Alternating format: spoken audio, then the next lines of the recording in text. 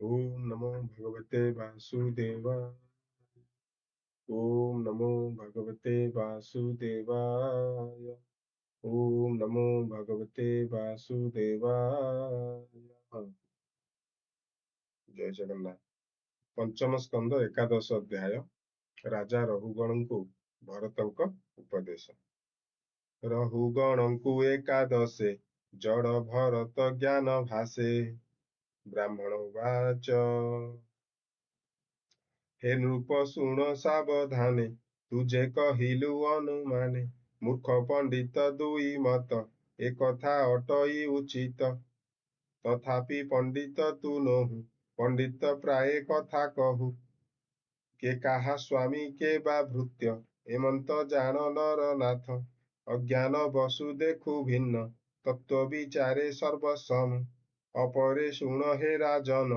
ଗୃହ କର୍ମରେ ଯେତେ ଜନ ସୁକର୍ମ ବିଦ୍ୟାକୁ ଆଚରେ ତତ୍ତ୍ୱ ଜ୍ଞାନକୁ ମନେ ଧରେ ପଣ୍ଡିତ ବୋଲିବା ତାହାରେ ସେ ଶୁଦ୍ଧ ଏ ଘୋର ସଂସାରେ ସେ ସାଧୁ ବୋଲାଇ ସଂସାରେ ଯେ ପ୍ରାଣୀ ଠାରେ ଦୟା କରେ ଦଣ୍ଡିବା ଶକ୍ତି ଯାର ଥାଇ ସେ ଯେବେ କ୍ଷମା ଆଚରଇ ସାଧୁଙ୍କ ଶ୍ରେଷ୍ଠ ସେହୁ ନର ସୁଖ ଦୁଃଖରୁ ସେ ବାହାର ଅପରେ ଶୁଣ ନୃପବର ଯାବତ ପ୍ରାଣୀମାନଙ୍କର ସତ୍ୱ ରଜତମ ଗୁଣରେ ମନ ମୋହଇ ଦୃଢ଼ତରେ ତାହାର ଗୁଣ ଅନୁସାରେ ପ୍ରାଣୀଏ କର୍ମମାନ କରେ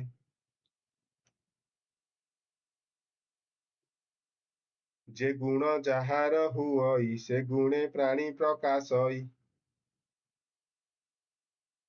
କୁଶଳ ମନ୍ଦ ଭାବ ଦୁଇ ମଧ୍ୟମ ଭାବକୁ ବହଇ ଧରଇ ଗୁଣ ଅନୁସାରେ ରୂପ ନାମ ଦେହ ବ୍ୟବହାରେ ଯେ ଦୁଃଖ ସୁଖ ଆଦି କରି ଲଭଇ କର୍ମକୁ ଆବୋରି ଦେଖ ଏ ଅନିତ୍ୟ ଶରୀର ମାୟା ଚରିତ ଆତ୍ମସାର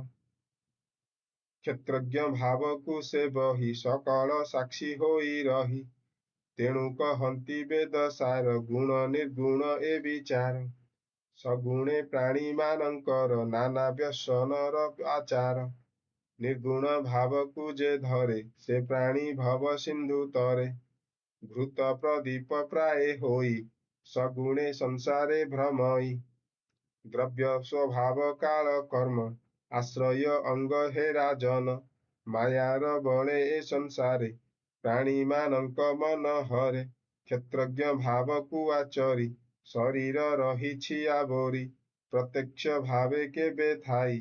କେବେ ବା ପ୍ରାଣୀ ନ ଜାଣଇ ଶୁଦ୍ଧ ଅଶୁଦ୍ଧ ଏ ଶରୀରେ ଦେଖଇ ଭୁଞ୍ଜଇ ବିକାରେ ଅପରେ ଗୁଣ ହେ ରାଜନ କ୍ଷେତ୍ରଜ୍ଞ ପୁରୁଷ ପରାଣ ପରମ ଆତ୍ମା ଜ୍ୟୋତିର୍ମୟ ଅନାବୃତ ସେ ସର୍ବଦେହ ସେ ନାରାୟଣ ଭଗବାନ ବାସୁଦେବ ଆଦି କାରଣ ସ୍ୱକୀୟ ମାୟାରେ ଜଗତେ କ୍ରୀଡ଼ା କରଇ ଅବିରତେ ସ୍ଥାବର ଜଙ୍ଗମଙ୍କ ଠାରେ ପବନ ଯେସନେ ସଂସରେ ତେମନ୍ତ ହୋଇ ସର୍ବଠାରେ କ୍ଷେତ୍ରଜ୍ଞ ରୂପେ ସେ ବିହରେ ଯାବତ କାଳ ପ୍ରାଣୀ ମନ ମାୟାକୁ ନ କରେ ଖଣ୍ଡନ ଷଡ଼ ଅଇରି ନ ଜାଣଇ ବିମୁକ୍ତ ସଙ୍ଗ ସେ ନୁହଇ ପ୍ରଭୁଙ୍କୁ ଏ ରୂପେ ନ ଜାଣେ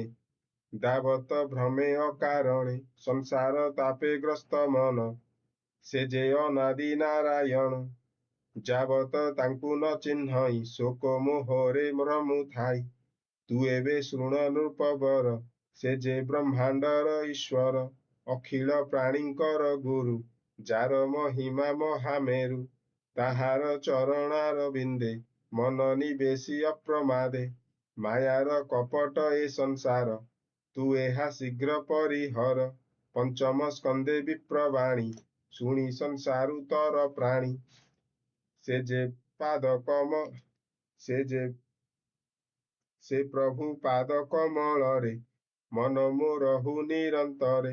କହଇ ବିପ୍ର ଜଗନ୍ନାଥ ହରିଚରିତ ଭାଗବତ ଇତି ଶ୍ରୀମଦ୍ଭାଗବତେ ମହାପୁରାଣେ ପରମହଂସ ସଂହିତାୟାଂ ପଞ୍ଚମ ସ୍କନ୍ଧେ